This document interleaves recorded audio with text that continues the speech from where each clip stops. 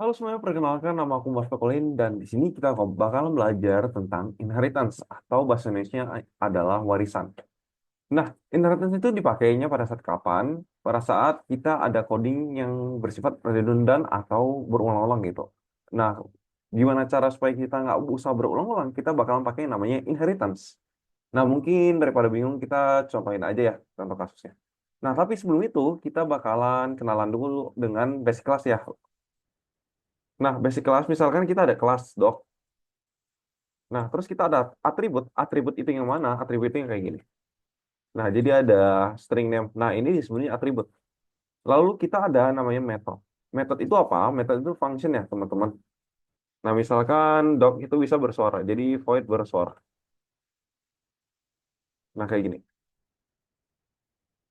Nah, jadi di dalam sebuah kelas kita bisa declare atribut dan method.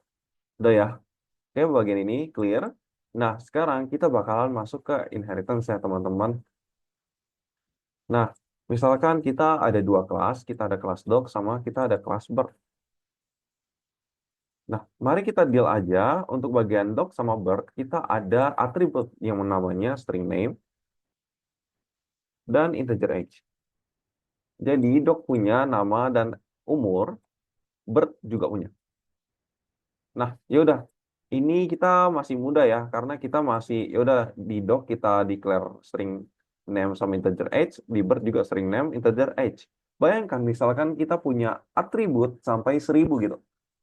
Ya udah berarti teman-teman bakalan declare class doc, lalu string name, integer age, lalu atribut ketiga, 4, 5, 6 sampai 1000. Ya udah itu kan pertama kali nggak apa-apa.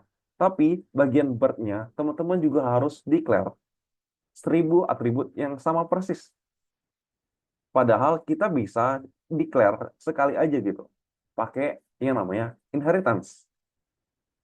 Nah, jadi daripada kita mengulangi hal yang sama, kita buat parent class dulu ya. Ini mau di sini. Nah, jadi parent class, ini adalah namanya parent class, dan doc sama bird-nya adalah child class ya, teman-teman. Nah, jadi si atribut tadi yang sama persis itu, kita letakin aja di bagian parent class. Lalu bird-nya nggak apa-apa, dihapus aja. Nah, yaudah atribut ini.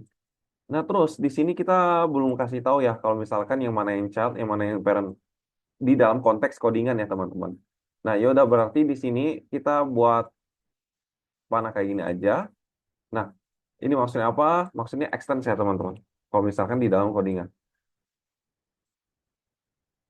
Nah, di sini berarti kita bakalan doc extends animal. Nah, di sini artinya apa? Doc bakal menjadi child kelasnya. Dan animal bakal menjadi parent kelasnya. Bird juga bakal menjadi si child kelasnya. Jadi, paham ya teman-teman ya? Di bagian doc, extend animal. Berarti child extends parent. Nah, kalau misalkan kita ada extends kayak gini, berarti otomatis atribut dan metode apapun yang di dalam si parent bakalan masuk ke dalam si child. Bakalan otomatis ada nih. Nah, misalkan kita kasih metode ya, kita kasih metode bersuara di sini.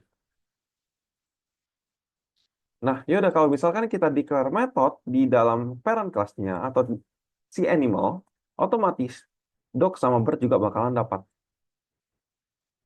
Oke? Nah, palingan untuk yang bagian pemahamannya kayak gitu aja. Jadi intinya kita recap lagi ya teman-teman ya. Jadi apapun yang diubah di dalam parent kelasnya bakal memengaruhi child kelasnya. Kita tambahin atribut apapun, kita tambahin metode apapun, semuanya bakalan diturunkan ke child kelasnya, yaitu doc sama bird. Nah, yang perlu teman-teman notes juga ketika teman-teman menambahkan atribut atau metode di child kelasnya. Misalkan kita string tell type. Nah, di sini kita menambahkan tel tab di doc aja. Nah, berarti di sini ya udah di child ini aja yang bakalan keganti. Si tel tab ini tidak bakalan kemana-mana lagi, cuman bakalan di doc aja.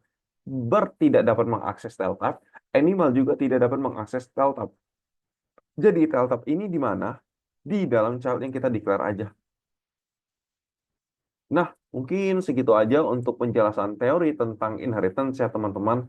Nah, semoga teman-teman bisa mengerti dan love you all.